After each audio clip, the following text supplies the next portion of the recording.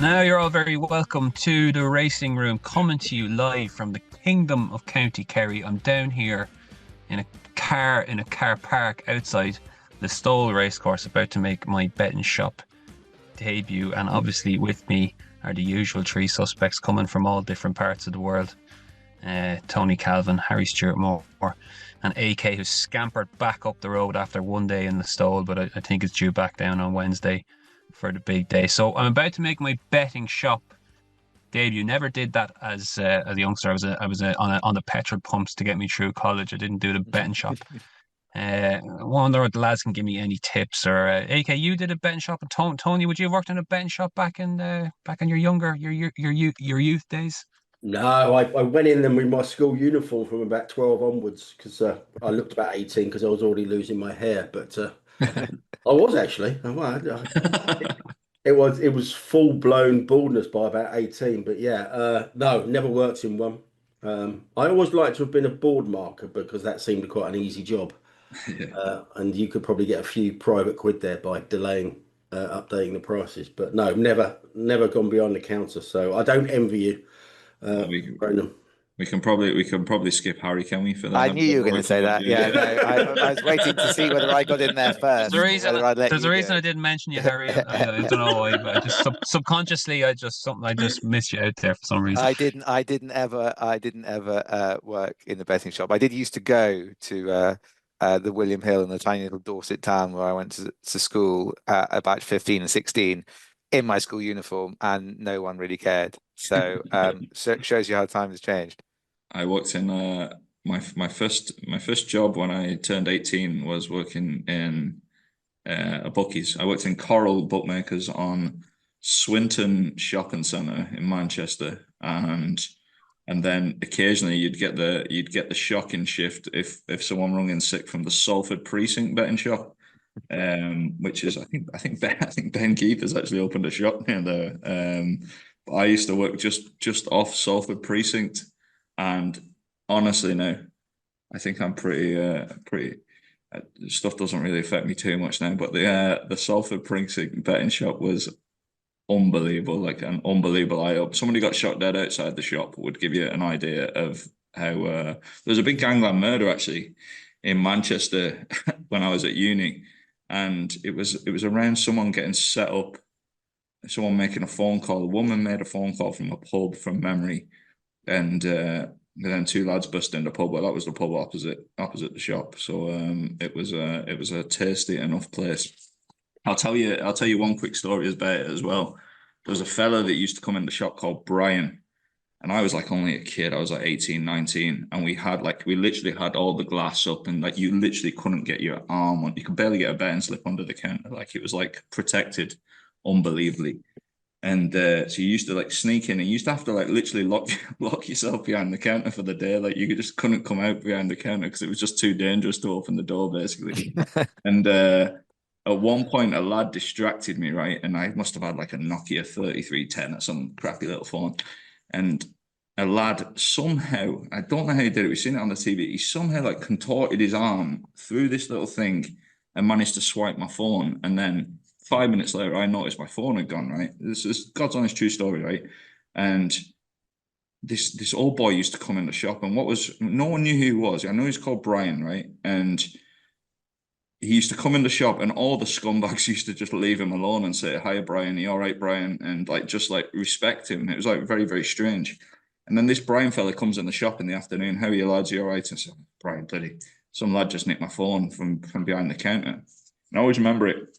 He said to me, "Have you got CCTV there in the back?" And it's like, yeah, yeah. He said, "Let me through the door, let me have a look." And we literally couldn't let anyone in the back of the shop. Like it was like literally. And I was like, "No, I can't, Brian." He said, "Let me through." So fucking all right, man. Open the door. I had to rewind the CCTV. He had a look at it. He had a look at the CCTV, saw the lad nick my phone. He said, "Give me 15 minutes, right?" Made a phone call, left the shop. And about half an hour later, the lad came back in the shop and gave me my phone back. Bloody hell. That gives you some idea of what the shop was like. It was handy for picking up a. Did you ever discover who Brian was? I didn't know, no, and there was a big lad around Salford at the time, Brian something, but I'm pretty sure it wasn't him. But yeah, he had a lot of fear and respect, and it was a genuinely terrifying shop to work in, to be honest. Was it Brian Wright? I don't think it was him. It was a Brian something, a big underworld figure in Salford at the time, but I'm pretty sure it wasn't him. Sounds like he should be working for the BHA. We should get him in. He'd be a man who gets things done. Definitely gets results quickly anyway, by any means necessary. Anyway, good luck this afternoon, Ronan. I don't think Listowel will be that bad. If they're wearing a balaclava, let them have any bet they want. Very good, very good. We said that this time last week we were talking about the strategy, a new kind of strategy we did on AK Bets, where we would be SP up until noon for each of days racing during the week. So we said we'd reflect on it, and I just bring a question in from Eric Faraway here. So he said, particularly enjoyed last week's podcast, but I was bemused by the comments of AK with regards to the racing markets. I see him as an innovative, forward-thinking bookmaker, but prices up only 30 minutes before the off sounds like an on-course approach to betting online. So maybe, AK, if you want to take in that question and maybe reflect back on how you found or how we found the week with that new kind of strategy in place. Yeah, absolutely. I think what will be borne out in the future is that this might be innovative in its own way. And like I don't have to placate shareholders. I don't have to do anything of that regard. I just look at subjects and try and work out what is best for the company and to not frustrate customers, essentially. And this is just one thing we've done. We can talk a glass eye to sleep talking about tax rates and stuff like that, but they're only going one way, and companies will have to adapt. And we're just trying to do things that we think are just ahead of the curve. Might be totally wrong, but I think it had absolutely barely any impact on our business, and it probably just moved customers a little bit more towards the windows where there is more pricing confidence, if anything. Like there's been literally no impact on turnover or the bottom line from it from our point of view. Appreciate we're a lot smaller than some of the bigger firms. I think what will be interesting if some of the larger operators ever became as focused on the small stuff as we have to be from a financial point of view. It's had very little effect. I probably should have just done it from the show, to be honest with you. We did it. We're not SP only till 12 o'clock on the day of race for all races. It's literally we price good racing. So I think we had 2 meetings up from early on Saturday morning and 5 meetings from 12 o'clock. If there's prize money on the card and there's good horses running, we'll be betting harder than everyone else, I'd imagine, on a lot of stuff and offer better prices than everybody else. But for absolute dross, like Sunday's Plumpton card, will be SP only, I'm afraid, till midday. And that's probably the way we're going to go. And if anything, I can only imagine us being going more towards that than retreating from it, basically. Yeah, very good. Yeah, probably worth stressing that we're definitely going to be the better class of race, and we're definitely going to be taking on, like, for example, the Kerry National this week will be very, very wanting to attack that from early. Before we get into the race and review, Tony, you caught look on Sunday yesterday, a couple of interesting people on it. Thomas Savill and Patrick Veitch. Did you want to come in here and see what you thought of it? Yeah, Veitch probably was just outlining his plans for the future.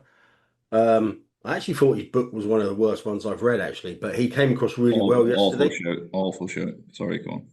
All right. No, it was just a diary about bets, wasn't it? From what I recall. But no, he came across quite well yesterday, outlining his plans for the future and how he analyses bloodstock.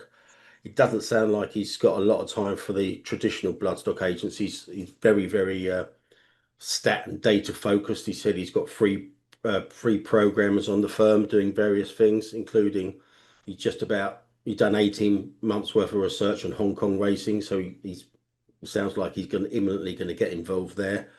He was quite cryptic in some areas about the BHA and their associations with casino and that gaming area in the past. I'm pretty sure who he's referring to, but he said now's not the time to name names. So I'd be pretty certain the person he was referring to, and I'm pretty sure Nick Luck was as well, but they didn't go there. No, I think he came across really well.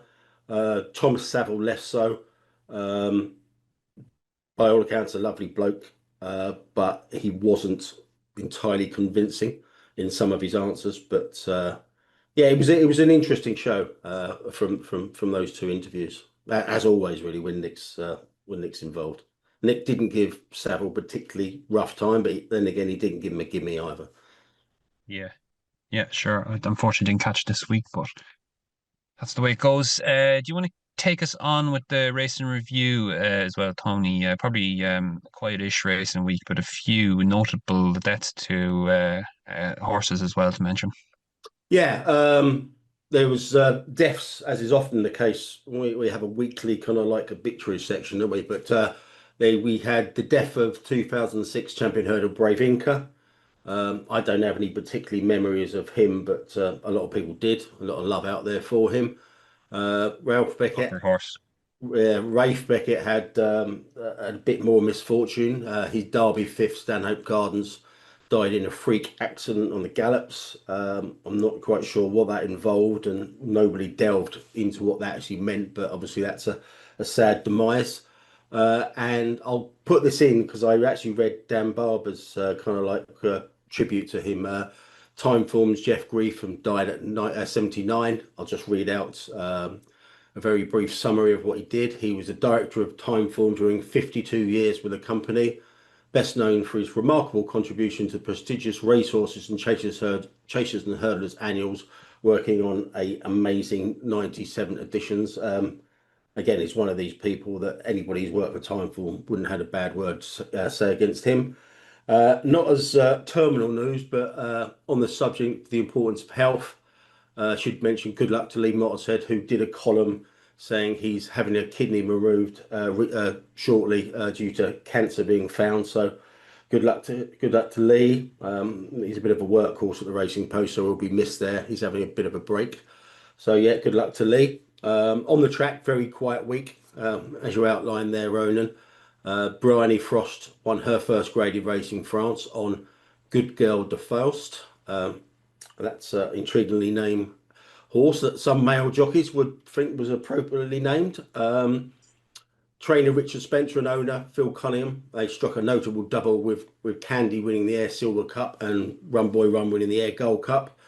A footnote to that is a traditional moan. The Air Clerk of the course didn't provide going stick readings across the track, and it said, well, he had them because he admitted that to Gordon Brown in an interview. So quite what he's doing, taking going stick readings across the track and not providing them on the BHA site is pretty disgraceful, really, when it was the main talking point of the week. Where do you want to be drawn? So I can't believe Gordon Brown didn't pull him up there, but he said he had them, but he didn't provide them, which is, I think, is unacceptable. Elsewhere, Words of Truth picked up a wayward Into the Sky, who traded about 8 on in running to win the Mill Reef, and that's about it on the racing front. But Jonathan Kay got in touch about a Greyhound story. I think Anthony tweeted about it, so I'll just set that up. For Anthony wants to he wants to come in there. Basically, it sounds like there was a dog thrown out of the Derby due to fighting. And Jonathan sent me a couple of tweets about this, which I'll read out now. Just call up his tweets.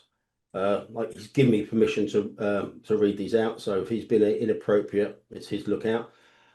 He said, AK may have mentioned it, but the promoting of fourth placed Proper Heiress, the UK star, into the Irish Derby final because semi-final runner-up Oreo Ollie was DQ'd for fighting is probably a decent talking point. AK tweeted it. AK tweeted it wouldn't do much for bookmaker confidence. In the UK, the rule was changed to prevent the same after Camira Flash won the 1968 final at White City. He was promoted in similar circumstances, although a little more controversial, I believe, and was roundly booed at the Derby presentation after he won. Was owned by the Duke of Edinburgh, with suggestions that might have played a role in the decision to promote. So it sounds like it was a harsh disqualification. Anthony, did you have any Any comments on that from a betting point of view, confidence wise? Yeah, for me, it's just an overriding opinion. I think that I don't know. I was a lot closer to Greyhounds a number of years ago, 10, 15 years ago. And obviously I was pricing them and doing bits and pieces on them. And I don't know, I just have this thing in my head that, like we used to say about the English grain derby, it's just a test. It's not about it's kind of like Epsom a small bit. It's like there's just the intricacies of the schedule where they used to race Saturday, Tuesday, Saturday between the quarters and the semi-final. It was like you're kind of not trying to find the fastest dog that can run in a straight line. You're trying to find the fastest dog that can handle conditions and get through week on week. And that's not necessarily winning every race, but it's like it's finishing in the first three. And I just thought it's very bizarre, and it just like it is the rule in Ireland. But I don't know. I think a dog getting comprehensively beaten and not even being anywhere near trouble or the places and finishing fourth. It was beat like 3.5 lengths, I think, for third, like comfortably beaten. And being able to run in the final the following week, I just don't think it makes any sense. It's probably wrong of me to say from a bookmaking perspective it doesn't encourage confidence, but I think it's more personal of opinion this for me that you just get through on your merits, and it's that for me there's no reason why that dog should be running in the final, because it was just well beaten essentially and didn't place, essentially didn't qualify on its merits. So it's neither here nor there, but I thought it was just definitely worth mentioning that it's very, very strange, I thought, and I think it's unjust myself. Yeah, that's the racing review done, Ronan. Very good. We kick off with our topics for discussion, and we will begin this week with the Hilson case, which came out basically Friday afternoon into the weekend. I'll just read out the main kind of takeaway from, or the main kind of headline, I suppose, and bring the lads in. So Dylan Kitts and John Higgins have been found to have deliberately stopped Hilson from winning at Worcester in 2023, but trainer Chris Honor has been cleared from having any role in the conspiracy. Disciplinary panel verdict delivered on Friday after 4 days of deliberation concluded that Honor had only misled the stewards in the post-race inquiry. So the case relates to the running and riding of Hilson in a 2.5 mile conditional jockey's handicap hurdle at Worcester, which the horse finished third. I think everyone has seen the video now, and if you haven't, you just need to type in Hilson into X and you should be able to see that. So Kitts, a former conditional jockey who has not ridden since partnering Hilson and has since left racing, admitted to stopping Hilson from winning, telling the disciplinary panel during his evidence that it was the worst decision in my life. So a sanctions hearing in front of the disciplinary panel will take place at a later date, as yet unspecified by the BHA. So, Harry, why don't you come in first here, and what was your main takeaway from the whole case thus far? My main takeaway is I think that it reminds me rather of a case I did a few years ago for the trainer Jim Best, where we had a jockey who basically came forward and said I was under duress to stop horses, and it's got a few of the same features, albeit in this case it isn't the trainer who was doing it. And I think it's important to highlight that Chris Honor was cleared. He was found guilty of mislead. It was quite confusing. The thing to point out is that we don't have full written reasons yet. We have sort of preliminary reasons pending the penalty reasons. So it's a little bit hard to piece everything together, having not been at the hearing. But he appears to have told the stewards that he had been told by Dylan Kitts that the horse was hanging by way of explanation, when it turns out he hadn't been told that, according to the panel's findings. Now, what the panel decided was that was not corrupt. That was not part of any corruption. That was just a trainer trying to stop a conditional jockey getting into trouble. So he has largely escaped this with his reputation intact, I think, Chris Honor. Dylan Kitts has not. He appears to have pleaded that he was. It seems that he went so far as to plead that he was actually under duress. In other words, I wouldn't have done this, but for basically being forced to. In law, that's a very high bar, you've basically got to be in it, concerned about pretty much your immediate physical safety.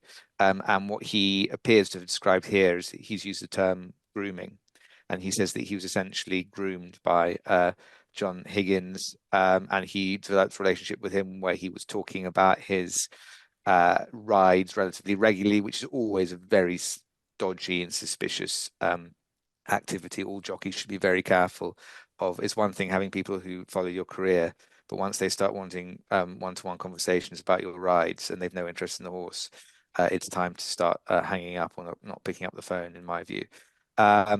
So in some ways, the BHA had a relatively easy job because Kitts turned up and said, I'd done it, as it were. But equally, they've got to show conspiracy. They have, as between Dylan Kitts and John Higgins. There are some really weird features emerging from the case, which have been well covered by the Racing Post, including that that Kitts appears to have had the word Hilson tattooed on his backside while on holiday. And when asked why this was, reasonably, I would have thought, he said it was because he was putting the whole thing behind him, which is quite extraordinary, really, and not the kind of evidence I'm used to hearing. So more of it, why not? Other elements, he appears to have got into a bar fight over someone calling him a mug for getting involved in the conspiracy. Mick Fitzgerald appears to have been involved, not in the conspiracy or the fight or the tattoo, but he, as far as we're aware, he was phoned on the night, because I think he was his jockey coach, phoned on the night, and he said, I was told to give it a quiet time, and he's since Kitts has since admitted that meant he was told to stop it. So we're slightly still in the dark over exactly what happened. Say that bit again for me. Just so he appears again. It is only sort of slightly referred to, and I think it might even be from the news coverage of it rather than from the judgment. I may be wrong, but perhaps it's covered in the brief judgment as well. But he appears to have called Mick Fitzgerald on the night of the race, unless I've misunderstood this, which is possible, and said in more or less, I was told to stop the horse. To his jockey coach. So it is. I'm just wondering now, actually, if I was just thinking for a moment, have I fallen for an April Fool's joke? But no, in the Racing Post, no. Apparently that happened. Apparently all these things have happened. So it's very odd. We will wait to get the full thing. He's out of racing now, the jockey Kitts. So he didn't really need to turn up in some ways, unless he was looking for a way back in. I would suggest his way back in is some distance in the future now, if he's looking to get back into racing. And Higgins didn't turn up, I don't think, judging by it. He had a tournament in where were they playing this week? No, different Higgins. Very important to point out this is an entirely different man who appears not to be very well, sadly, and in hospital. So anyway, we'll learn more perhaps when the full reasons come out, but it's an odd one. It took 2 years. The BHA released a statement. They do take a lot of work, and one thing that is interesting about this is for a long period we didn't really have too many conspiracy stopping cases. My theory was that the advent of WhatsApp meant that just asking for people's telephones was no use anymore, because what the BHA used to do was time bets as against telephone records. They would literally ask you for your Vodafone, your BT records, and of course at a certain point, perhaps 10 years ago, no one was arranging any kind of dodgy riding or dodgy betting by telephone. They would just do it via WhatsApp. So I think we had a good 5 or 6, maybe even longer years where I think the BHA were really quite hamstrung, because it's very difficult to prove conspiracy if you can't prove contact. What's interesting here is it's the first prosecution they've had under the new rules that allow them basically to take an image of your telephone and go. So in other words, go through all your instant messaging as well, assuming it's still there. Now, I don't know what the rules are with WhatsApp as to whether they can find deleted WhatsApp messages. My suspicion, given the way that WhatsApp market themselves, which is double encrypted, so it's encrypted at both ends, and WhatsApp say they can't see it. I suspect that deleted WhatsApp messages can't be found, but of course, that doesn't mean that they can't be found at all. If they've been left on the phone, or you're finding them on someone else's telephone. So anyway, it's the first prosecution where they've managed to, it looks like, use instant messaging to prove contact. Very good. Tony or AK, do you want to come in on the case or what you thought of it? I think Harry's covered it mostly there, but I like to make the point. I think this kind of like coercion and intimidation of jockeys is probably more widespread than we believe. I mean, if you've got a jockey that you can put pressure on, whether, like I said, intimidation, um, just threatening them, it must be more widespread than we appreciate. I mean, coming back to Patrick Veitch, he actually had to go underground for a year because he was yeah, he was kind of like threatened. I'm not sure about the actual detail, but he had to go underground for about a year, and he actually took the decision to go to the police and prosecute the guy. And it sounds like he was a pretty heavy duty villain. So if somebody of that ilk wants to try and get a jockey to actually pull a horse or not win on a horse for their own financial game, and they are very, very intimidating, I think it's probably a bit more widespread than we appreciate. Well, I think you're probably right, and of course they go for the people who don't have much behind them by way of a support network. Going after a conditional jockey. It brings back slight memories of Ray Dawson, who had those trainers trying to, Yes. not owners rather, trying to bully him into stopping horses, and he said no, and he came back, and he was more or less, launched at when he got back after the race for not doing it. I do think I'm going to go back to Ray Dawson, that the BHA needs to think a little bit. So Ray Dawson was a whistleblower ultimately in that case. Yeah. And he got, I think, 6 months suspended for not having told them on the first occasion. I still think that was a mistake on the part of the BHA. I think sometimes they need to be a little bit more forward looking and think, actually, we want to be a very open door for jockeys who are going to report these things, because otherwise you end up in a situation where you make one mistake and you're drawn in for life, because as far as the BHA are concerned, well, you didn't tell us immediately, and the answer should be really, well, you came and told us the second time. Okay, you can be frustrated that Ray didn't come the first time, but I still think it sends a message to jockeys, which is that once you're so far steeped in blood, you're better to go on.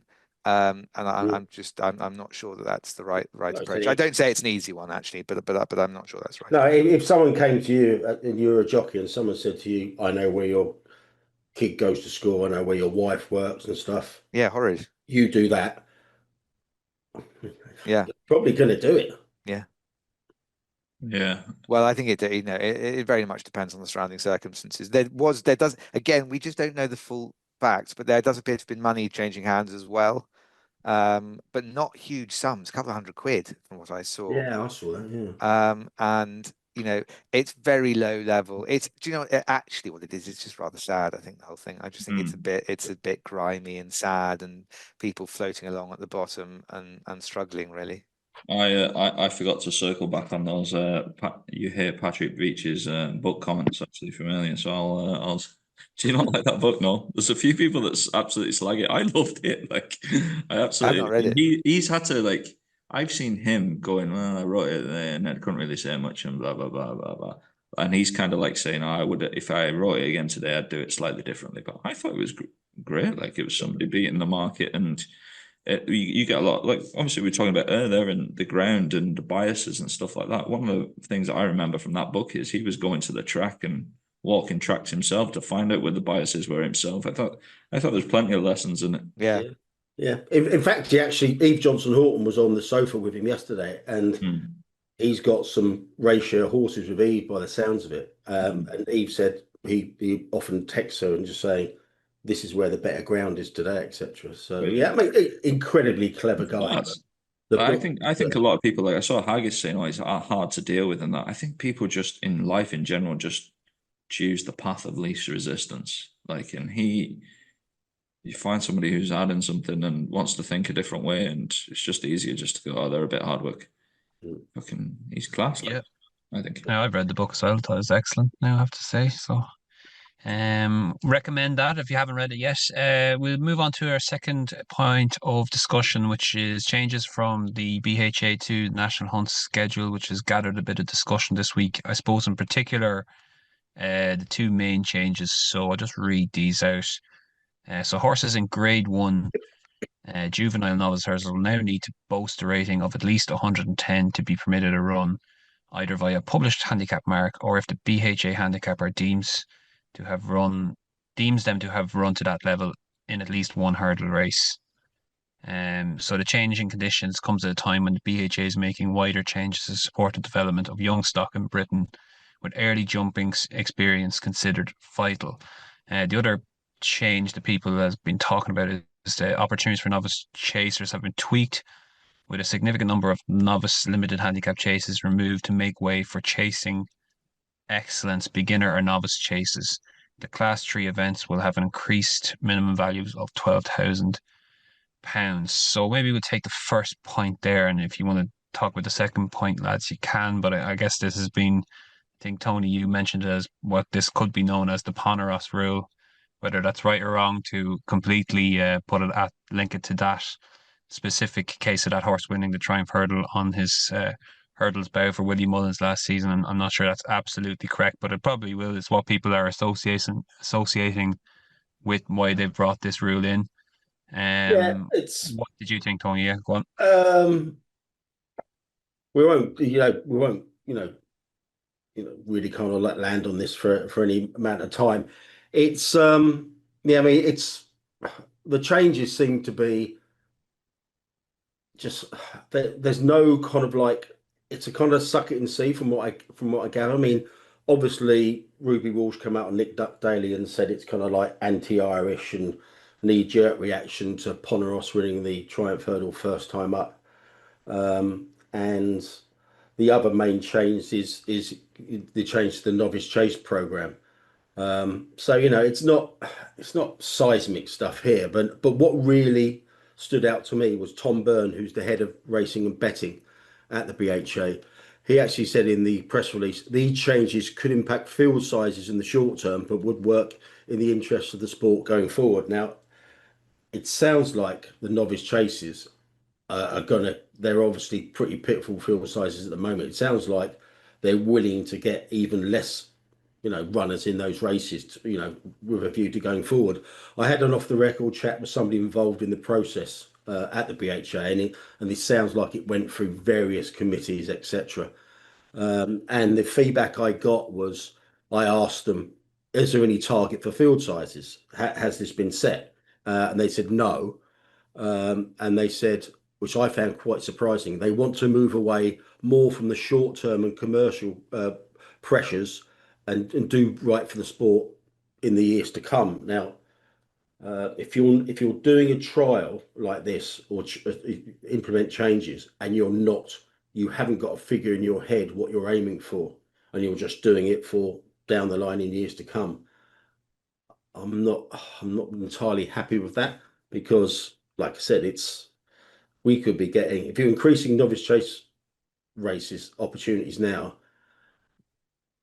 and if you've got a declining population, I think you're in for a bit of trouble. But it sounds like it's gone for a load of committees, and it sounds like one of those would be the Jumps Racing Committee. But I had looked into who was on that, and there's 9 people there, and 4 of these are kind of like bookmaker stroke journalists. I mean, Simon Clare, David Cleary, Lee Mottershead and Vanessa Ryle are 4 of the 9 people on the Jumps Race Pattern Committee, and I'm not sure about that makeup of that committee, if they had a big input. But yeah, we don't know how it's going to work out, but it sounds like they're willing to take a short-term hit for a long-term positive. Do you know the easiest way to increase field sizes?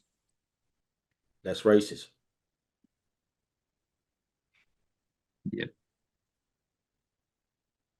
I think we could just talk about it a bit more, because Ruby Walsh was very, very critical of it, and obviously, as you said, Tony, kind of insinuating that this was a us and them thing with Britain and Ireland. I'm not sure I completely agree with that. The BHA's remit is to improve British racing, and I know Cheltenham is all encompassing and has made the Irish influence there is a huge impact on what Cheltenham is as a product, etc. But the BHA, I've got to look after their own in one respect. And if this was the case that they are doing this, the Poneros was the kind of large straw that broke the camel's back here. I don't have a huge issue with it. I watched the Triumph Herd last year, and next thing I'm dealing with you're talking, you're previewing the Triumph hurdle, you're leading up to it, and it's just these two huge juvenile hurdlers, obviously Lulamba and East India Dock, and they've been running against each other and running impressively and winning all season. And next thing, this thing comes out that has never run over hurdles. Willie Mullins is, I think he had 11 runners in the race, a few of them making their hurdles bout, and there's just one, and you're kind of thinking, surely that's such a demeans the whole competitive integrity of the race. Maybe I'm talking absolute rubbish here, but I just felt like, what are we doing here? Like, is this It's not demean the whole Cheltenham Festival as a it's championship race? Like, it's just I don't know how you guys feel about that. If you wanted to come in at all. was some of the criticism was that it was kind of like reactive to one result. We didn't, for example, we didn't get this outcry when Holloway Boy won the Chesham Stakes first time up in 2022 at Royal Ascot. So I can half see where they're coming from here, but I, I think I can remember one person who would have liked Poneros not to run in that Triumph hurdle. Someone laid quite a big chunky bet, 150 to 1 each way, didn't you? I know, yeah. It was 100 each way, 150s. Yeah. I think, yeah. Some people thought it was made up. Fortunately, it wasn't. Yeah. I don't know. Less racing. There you go. That's racing, yeah. We'll see how it develops and see what the Triumph Hurdle field does end up with this year. For one instance, I guess we move on to topic 3, guys, which is a gambling commission publishing the first of a series reports into black market betting. So Andrew Rhodes, the gambling commission chief executive, the headline out of this was it's unsafe, unfair, and criminal. Nothing really groundbreaking or things that we didn't know there. I'll just read you out what his quote was reacting to the reports. So he said, to be even more effective in combating the illegal market, it's vital that we have a deep and broad understanding of how it operates. And this insight is a crucial step in building that understanding in a very complex area to research. We're determined to protect consumers and maintain confidence in the regulated sector by taking robust, evidence-led action. Since April 2024, we've seen tenfold increase in our disruption activity, and we intend to continue to work with a wide range of partners to build on this success. So, AK, what do you think of the talking a bit of a game that they're making progress here? But do you would you share that view, or what do you think? I think any progress is to be commended. I think it just doesn't touch the sides, though. I think it's you're trying to achieve an unachievable aim. Is what I'd say. It's I've seen comments so they want the UKGC want more resource to combat it. Listen, like I've said for years, President Xi in fucking China couldn't stop it in one of the most locked down states in the whole world. Like, I just don't think the lads in Coventry or Birmingham, wherever they are going to be able to compete with the resource that the Chinese state could have put into it.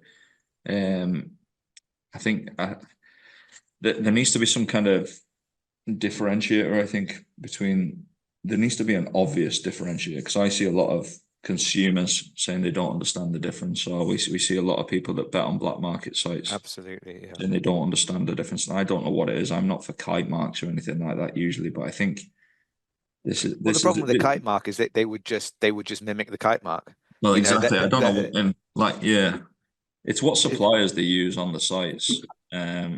You have to go a little bit further up the food chain, I'd say, rather than just removing stuff from Google.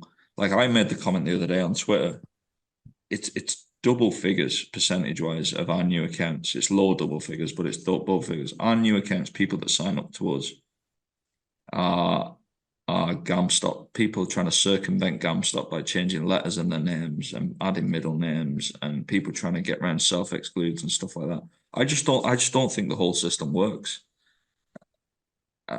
I think there's a lot of things where, and I know they're two slightly different things, but the black market is obviously targeting those customers quite ferociously as well. I just don't think it works. I think adding people to lists and then blocking them from the legal market, I just don't think solves the problem. I actually think it makes it worse. The whole system is broken, in my opinion. We've said it for years. the Gambling Commission's definitely come more around to it, how big it is. I think it's probably dawning on people how big it is now a little bit more. And I just think people just don't understand how big it is still, because I think it's a lot bigger than is accepted that it is. I don't know what the solution is, to be honest with you. I don't know what the solution is. I think there's definitely an argument that GamStop doesn't really make much sense, and self-exclusion don't really make much sense, because it applies to people who don't feel in control of their gambling. They might have the Calvert William Hill judgment, which deals with a lot of problem gambling issues, what it calls moments of clarity. So you have problem gamblers who in moments of clarity sign up to GamStop, and then the moment of clarity fades and they become compulsive.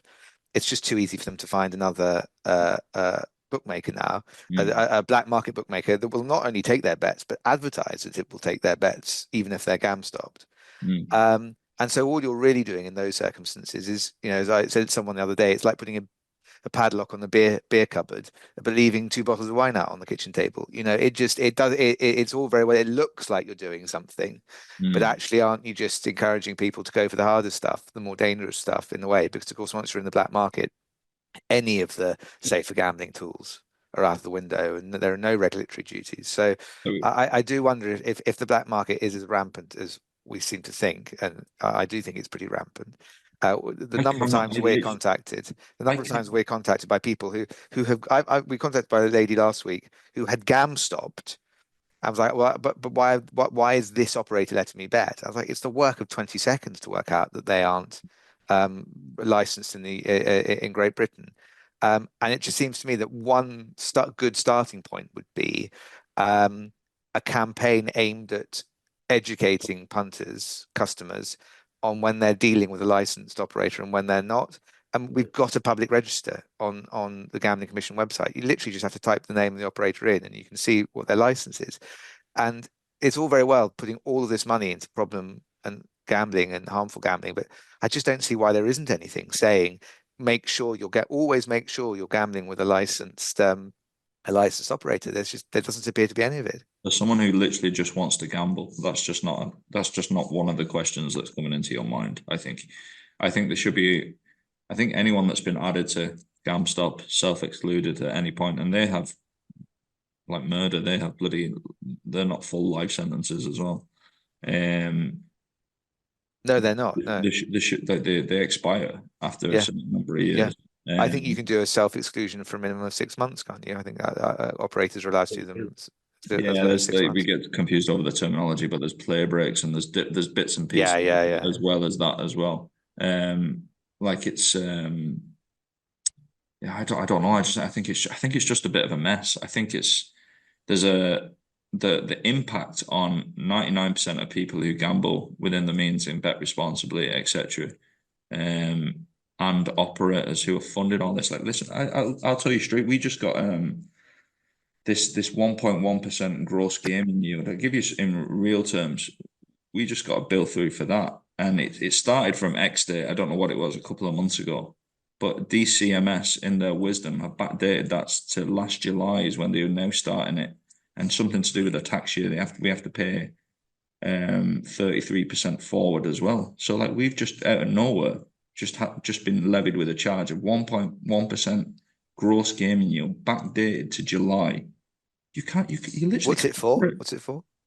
I presume it's just to pile money into the gambling pot that doesn't get solved in any way under the processes we're doing that people do at the moment. It's but you can't. I sat there this morning just saying I'm getting a bill for not far off 100 grand, a decent bill just out of nowhere, and you're like, how can you project? How can I run a business like this? It's just like you're literally saying, do I have this to spend on marketing? Do I hire new staff? Do I do this? Or here's a bill that you didn't know that wasn't on any radars. It's 100 grand, whatever it is, 80 grand, whatever it is. It's just like I can't plan a business like this in this. Like it's unbelievably difficult, and that'll be some politician will dress that up, and somebody in a department who's never had a bet in their life will dress that up as that's going towards stopping problem gambling. It's just not. It's just not. Problem gambling rates aren't changing at all, and costs are going through the roof for me, which affects me and my business and other businesses. But in the main, 99% of people who are just grand are just getting pissed off with it. Yeah. Just I mean, not I think it working. is always an area where the tail is going to wag the dog, isn't it? Because I mean, Mhm. the impact of the small number of problem gamblers is always going to be uh, uh, vastly outweigh the much larger group of healthier gamblers, because that's just the way that these things work. But it does seem to me that we're getting into territory now with it's not so much the size of the black market as as how easy it is to access it, I think, is really the issue. And it does seem to be making a mockery of the large sums of money that are going into efforts. Basically, what we're ending up with is safer gambling exists within a regulated market, but then we've just got this other market where it doesn't exist. Yeah, And it just we're literally being taxed to high heaven, and we're trying to operate a business, and we're essentially pushing customers to the black market with all the stuff that's in place that has to be Mm. enforced. That's what we're doing. We're all actually But contributing I mean, to the arguably, yeah. even that's what you could argue that's what GameStop does. Yeah, All you're doing when you GameStop is you force yourself not to be able to bet with a regulated bookmaker. yeah. Yeah. It's just not working. Need somebody just to recognize it, but there's probably no political capital in that, is there? Unfortunately. No, I don't. I don't think it's unfortunately, at the point we're in at the moment, I think we're getting very post-truth in this debate where it's I think the actual facts have largely gone out the window, and once you have people going, oh, we can use gambling to get people out of poverty, it's just such a basic soundbite that means nothing. I mean, you could tax all sorts of things. You could tax NHS to get people out of poverty. It doesn't it's a false equation, a false equivalence to say that if you're taxing gambling more, you're going to have more money for to get people out of poverty. And yet that's what it's been reduced to, possibly in the run up to this budget in particular. Yeah. We're moving on, lads. We go to take the next two topics in the same space. So the 2026 Irish horse racing fixture list was announced. 391 fixtures set for the Irish race. Nothing groundbreaking coming out of this, but I suppose the one significant change was there be racing on Good Friday in Ireland for the first time. So the Curragh has moved a Friday meeting from the Irish Guineas Festival, which was a 3-day meeting that began on Friday, and they've taken the Good Friday slot. I think this would be universal. Well, not universally. I think there'd be a certain cohort that probably disagree with it still, potentially the older generation, but I think most people will be welcoming of this. I know the Savill staff association haven't been or displayed their discontent with it for stable staff and stuff, but it appears like most of the industry were pretty pro this. Just reading a piece in the Irish Field, and in general, Good Friday fixture seems to have worked well in Britain, so I think this will hopefully work well, and you could see another meeting move in there, and that's lost. The other small takeaways from it would have been the Turles situation. I think they've moved a few fixtures around just so they can get their house in order. And the Tipperary situation, obviously, the new track going in there, so a few of their fixtures might need to be Do you think changed that, around about. So nothing, do you think nothing they should have given groundbreaking it there. to do you think they should have given it to a track that can attract customers on a normal day? Possibly, I thought you might say that, yeah. It'd be interesting, yeah, see what they do. Maybe they were said it was interesting. Brian Kavanagh said the Friday meeting at the Guineas meeting was or more or less alluded that it was an absolute failure that no one was going. So this possibly could pick it up a bit. Um, but yeah, we can move that on pretty quick, lads. Move just and take another quick topic with we talked a lot about Kia Joorabchian's Racing to You interview, and he was on Nick Luck Daily since we spoke last week, which was on the same day. So we since learned that the horse that he alleged was gelded by mistake at Rafe Beckett's was the €575,000 purchase Rock Iguana, who actually ran at Kempton and finished second last week.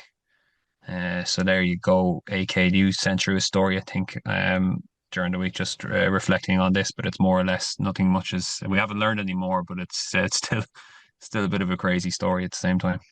Yeah, I don't know what level of performance that is, that latest winning run, but yeah, get the insurance lads into that one. Absolutely. There was an interesting story that came out with regards to a trainer withdrawing his horse on the grounds of that horse having a bad draw. So I'll just give you the details here, lads, and Harry, maybe you can take this one. So trainer Craig Benton said on Sunday that honesty is the best policy after his decision to declare Twitch a non-runner at Wolverhampton on Saturday because of a bad draw. So Twitch is a two-time winner, was drawn wide in stall 12 for a 7 furlong handicap, was taken out of the race on a self-certificate with the reason given as a bad draw. A self-cert allows trainers to take horses out of engagements without the need for a vet certificate or facing disciplinary action. Trainers are required to provide further explanation if a horse is declared a non-runner for the reasons other, travel, or self-cert in brackets other. According to Section 44 of the race entry code in the BHA rules of racing, the only reason that a trainer cannot give when issuing a self-certificate is if not running is related to the race's prize money. Horses cannot run for 7 days after being given a self-certificate. So it looks like he was contacted by the stewards, and when he gave them that explanation, the stewards said they were okay or happy with the explanation given, Harry. So what do you make of this? This could set a bad precedent, I'd suggest. I mean, I think he's done nothing wrong. The rules seem to allow it. I think that if it happens much more, they will change. Let's put it that way. I don't think this is going to become, basically you have a voluntary, you can come out for any reason other than prize money, and then publicly state it's, fair play for saying that, giving the honest answer, because as he said, he could have said that the horse hadn't eaten up, because it's a very low bar to remove a horse on welfare issues, and he was being perfectly straightforward. His reasoning was very good. I think he said that the Twitch is going to retire at the end of this year. He's only got so many races left, and had been getting it ready. It's somewhat ridiculous that you can remove a horse because an intrinsic feature of the competition is one you don't like. But he's done nothing wrong. The rules allow it. But I think the rules won't allow it if we see too much more of it. They'll just give another reason, won't they? Well, they might, but I think it's also the suggestion that you can just come out because the draw is an intrinsic part of the competition that you're entering into. It's not unexpected that you might get a draw. It's not like the ground changes or the horses, the state of the horse. I think it's a little bit not, as I say, he's done nothing wrong, but I think the rules perhaps shouldn't really allow you to come out for not liking something that was almost entirely possible when you entered the horse in the race. Can we get self-certs only for horses that have got good draws and as a deterrent? That's what we'll soon see, I'm sure. Okie dokes, lads. We'll take on the question section, and first there, question from Matt. So he's referencing a two-runner race at Newton Abbot last week, won by Art of Diplomacy, where the winner was getting £8,000 and the second was getting £4,000, with both horses owned by the same owner, Bill Hawkins. So he's just saying, by no means saying there's any foul play going on here, particularly given a non-runner.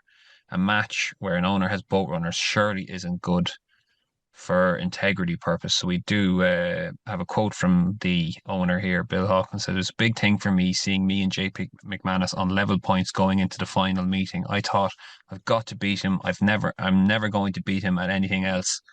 I would never have dreamed that when I started racing." So this was in relation to Bill Hawkins. Was crowned the most successful owner in the summer jumping campaign after a winner at Newton Abbot on Friday enabled him to usurp JP McManus. Tony, what did you make of this whole thing? Yeah, it's a terrible look, isn't it? You got a two-runner novice chase, Might even be a walkover in the future if the BHA new rules take effect. No, it just looked really, really bad.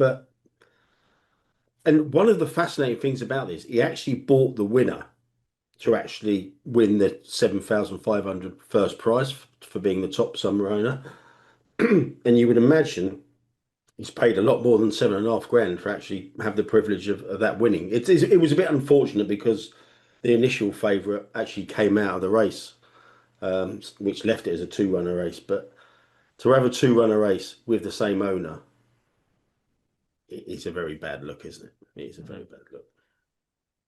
Great. Anyway, you dressed that up. We'll take on the next question from Julian Canny.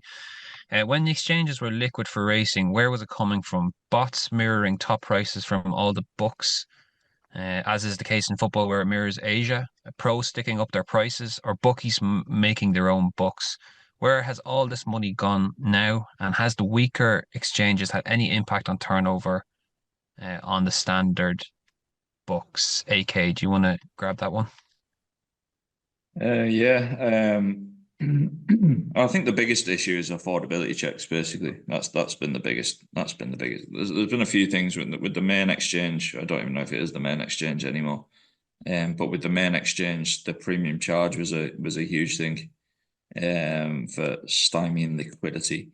And then affordability checks have essentially, and the way they've been implemented at the formerly big betting exchange, have probably just killed it. Essentially, they've probably killed liquidity earlier in markets, the world over, not just horse racing, like football as well. I think some of the syndicates and betting into Asia and all the networks and stuff in Asia, like the days of getting on decent enough bets early on in the week have gone.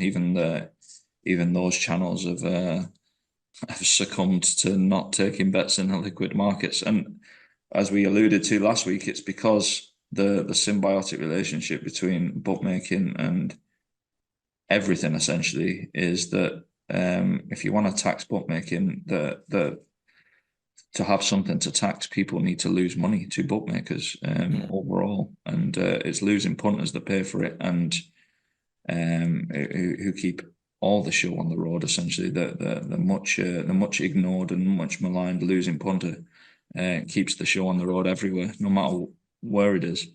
And until punters have more opportunity, until pools are more liquid earlier on, just stuff will follow liquidity. Essentially, I can't. People in the earlier days, people would have thought they could beat exchanges and top exchanges on track. They're not bookmakers anymore. So, like the game evolves, and you have to evolve with the game. Do I think we'll go back to those times? Probably not. I think they were probably, if you could recreate those times without some of the big firms letting people bet unbelievable amounts of money, I think that would be the absolute ultimate solution. Will it occur will the people in positions of power understand that, or I just think it's gone. I think it's we can all reminisce about days gone by, but I think you play the game in front of you now and where it's going in the future, and I just don't think that's it anymore. It's a fascinating development. Some of the bookmakers used to be some of the bigger accounts on Betfair.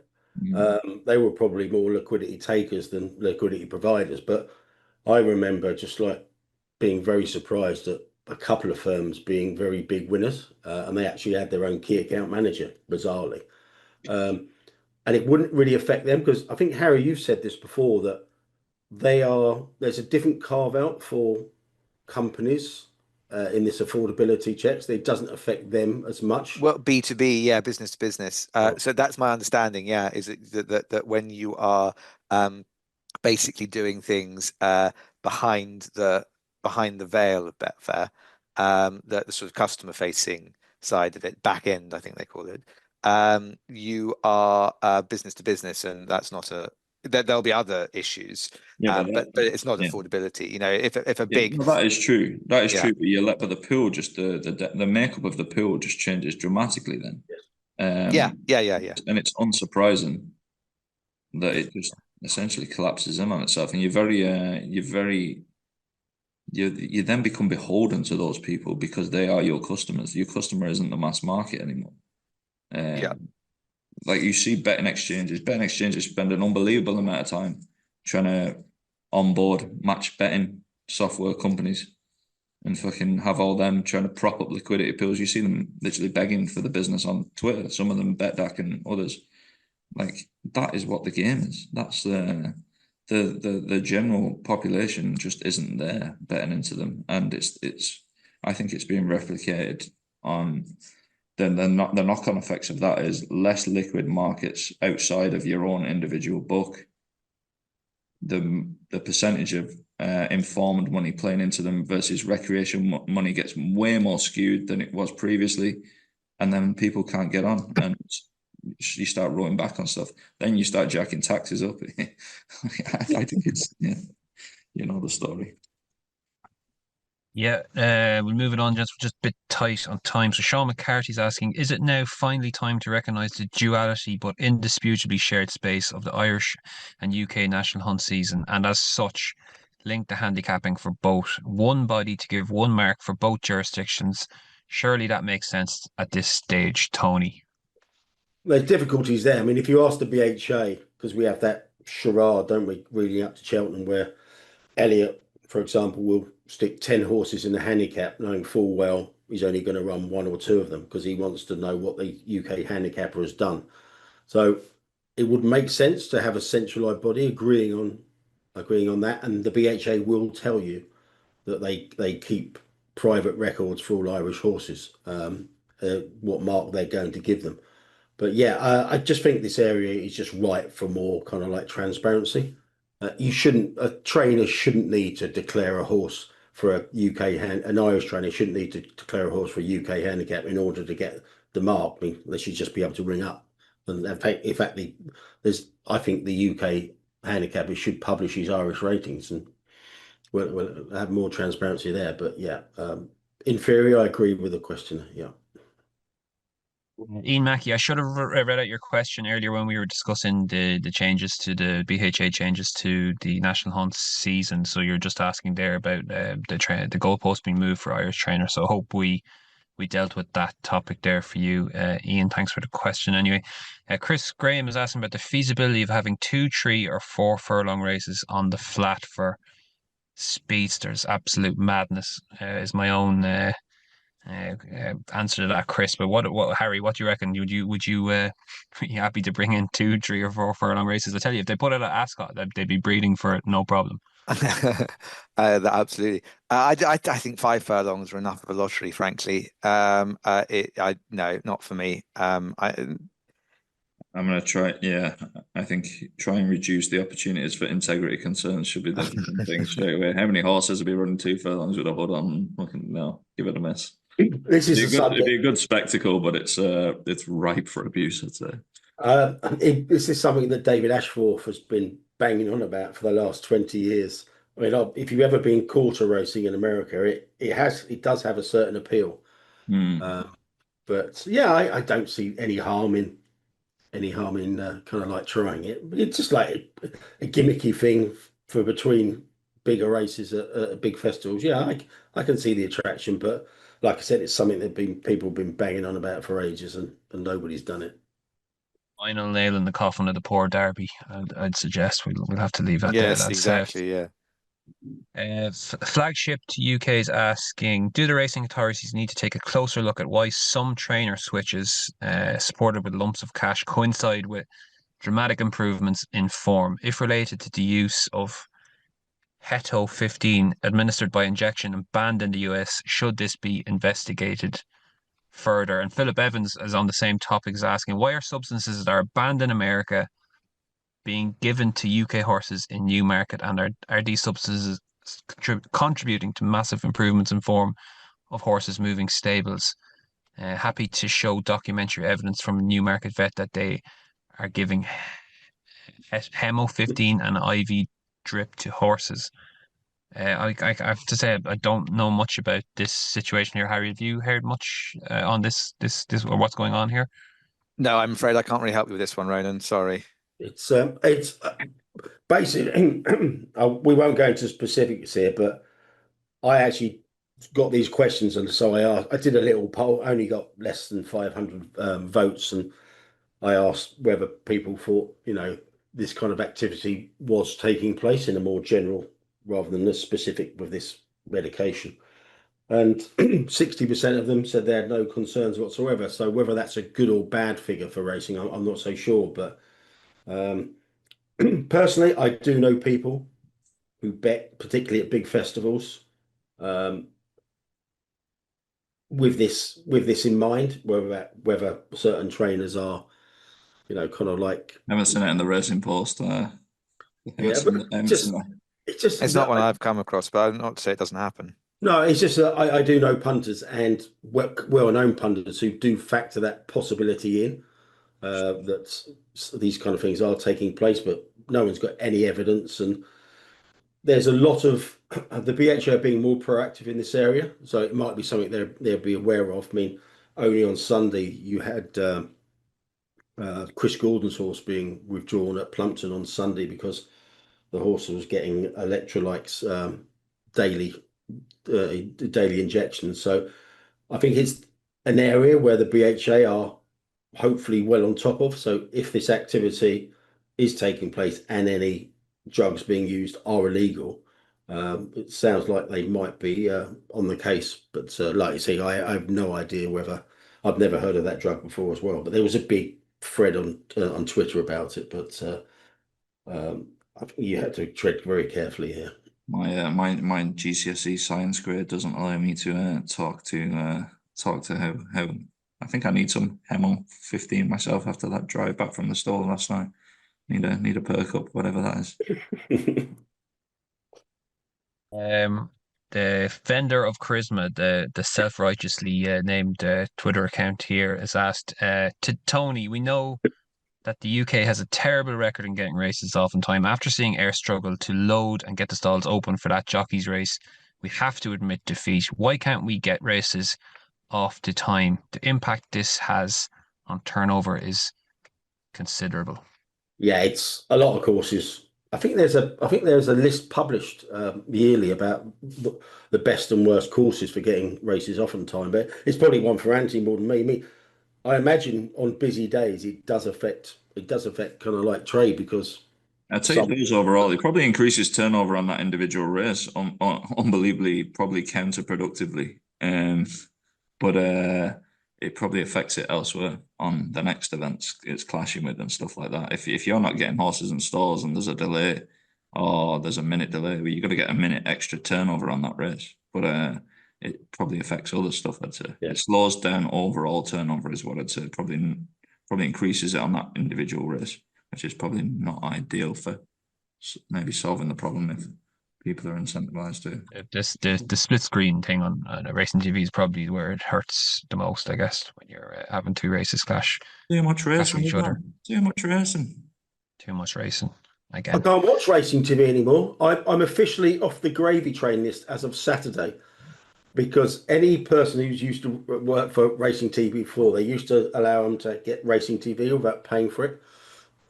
They cut me off on Saturday after 5 years after my last shift there. So I asked around, and someone else who left the station around at the same time. He got cut off on Saturday as well. So times are obviously hard at racing TV. I'll have to decide whether to pay £40 a month to watch it now. Did they at least let you watch the racing on Saturday, Tony, or did they cut it off halfway? I was actually watching ITV because there's so much racing on a Saturday and so much dross in between races. I tend to watch ITV on Saturdays. So, but yeah, so it'd be horrible if you were watching like the Air Gold Cup or something and they cut it off like 2 furlongs from home. He still thinks they're waiting to load though. No, like I said, so no more freebies for me. Oh, violins out. Hopefully, maybe someone from Racing TV is listening and they'll sort you out, Tony. We'll see. Reverse the system. Come on. Final question from David. Could AK explain at what point AK Bets would contact a punter about their losses for an affordability check and how your firm goes about handling that process? Do you think that current thresholds set by the regulator are fair, and would you do differently if you could? Jesus, this is a hospital pass of a question. Mm. I can't give exact information on numbers because it's the same with all compliance stuff. You don't tell people what thresholds are because you don't want them just staying under thresholds, essentially, and trying to circumvent stuff. So you can't really do that. One of my biggest frustrations, and I'll just speak very, very generally here, and it's a frustration from a customer side as well as an operator side as well, is you do soft checks in the background when people open accounts and stuff like that, and that'll determine the score on which the limit is originally for. That'll have a big weighting over what you can deposit off the bat without an interaction, essentially. And then your bet patterns are factored into that as well further down the line. And one of my big frustrations is, and I'll give a hypothetical example, and I can use myself as the example actually. When I was probably 18, 19, 20, I probably went overdrawn on my bank account. I definitely missed direct debit payments, and I might have missed loan payments at one stage or two in my life. Like it's as life progresses and you're a bit younger, etc. If I opened a bank account when I was, if I opened a betting account when I was 22, 23, some of those stuff I think would flag on my soft check and my limits would be lower. So as an operator, and there's other things that flag up, CCJs, have you ever been involved in a company, dissolved? There's loads of different things that you can pick up in soft checks that will spit out a score, and that determines where you stand originally. My worry with all that stuff, and I again, it's I always think a lot of the issues come with people when theory meets reality, basically. Theoretically, that sounds a good idea. People who've had maybe issues with staying solvent in their bank account, not dipped into an overdraft, not had a CCJ, it sounds reduce their limit. That's fine. In reality, you can't. You don't really say this is why. I don't think you can say this is why this has happened in certain. It's not all instances, but in certain instances, you can't really say, well, this is why 2 years ago you had a county court judgment against yourself, and so you get people complaining about what their limits are. You get called joke bookmaker. I can't deposit more than this. I'm not sending you this. They move somewhere else. The same will happen with them at a Bet365, an N10, a Paddy Power, a Ladbrokes, whatever. So that group, I just think that group of customers finds its way to the black market a lot quicker than they probably should, over reasons that I'm not 100% convinced they should be excluded from the legal market. Like it's a really awkward one, and I hope I'm not speaking out of turn there, but like it's some of the frustrations are the limits you impose on people are just not your own doing. It's linked to the financial history, and there's a disconnect in the communication and what's being said there, probably. As an industry, I think it's just a real bad. And theoretically, it makes total sense. Practically, it just drives people to bookmakers who don't perform them checks, and they sit outside the legal market. I just don't think that's I don't think that's where the end goal should be. Like it's, I don't know. What do you think of that, Harry?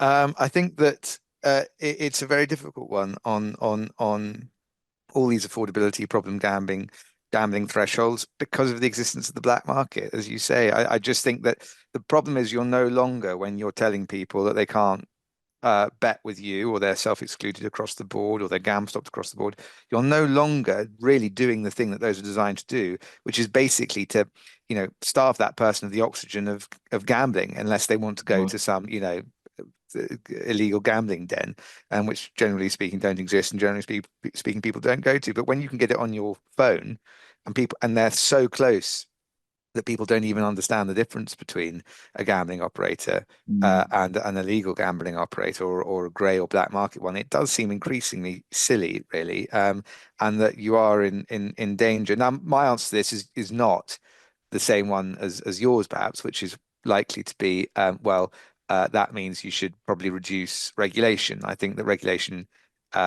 is part of the problem. I think you've got to attack the black market is where the emphasis is. I don't see a future for gambling really over the next 20, 30 years unless we can do something first to differentiate the black market and then to stop people going to it, because I don't think you can do it all on the supply side, you know. Yeah, I think the only way to do that is to make the legal market more attractive, and there's just too many hurdles.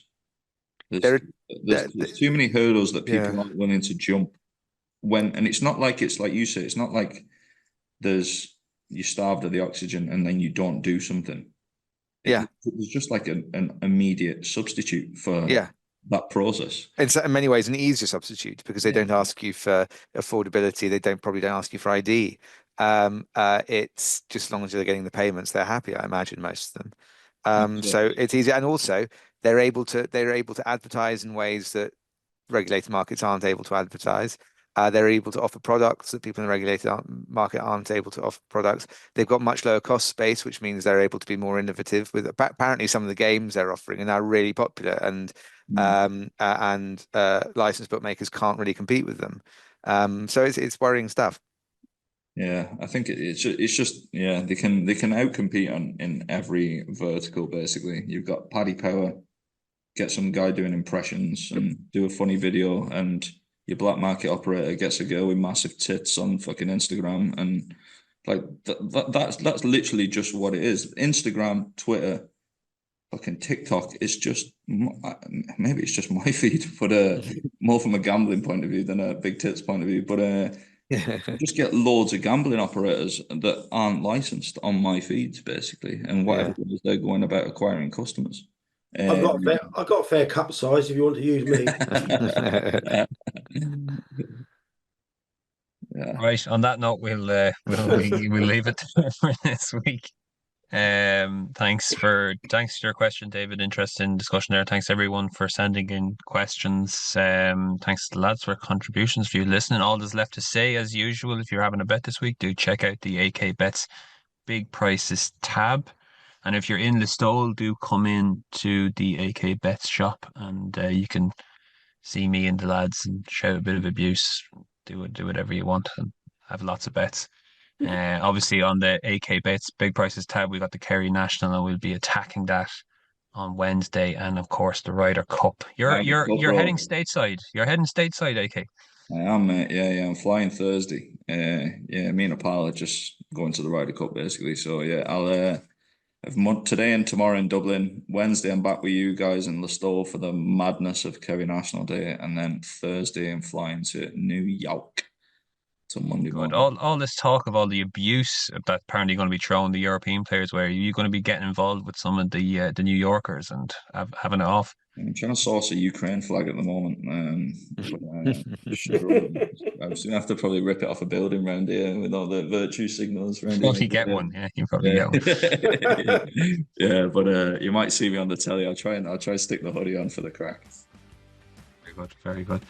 Enjoyed that, and all I have to say, thanks to the lads. Thank you for listening, and we'll leave it there for this week and talk to you this time next week.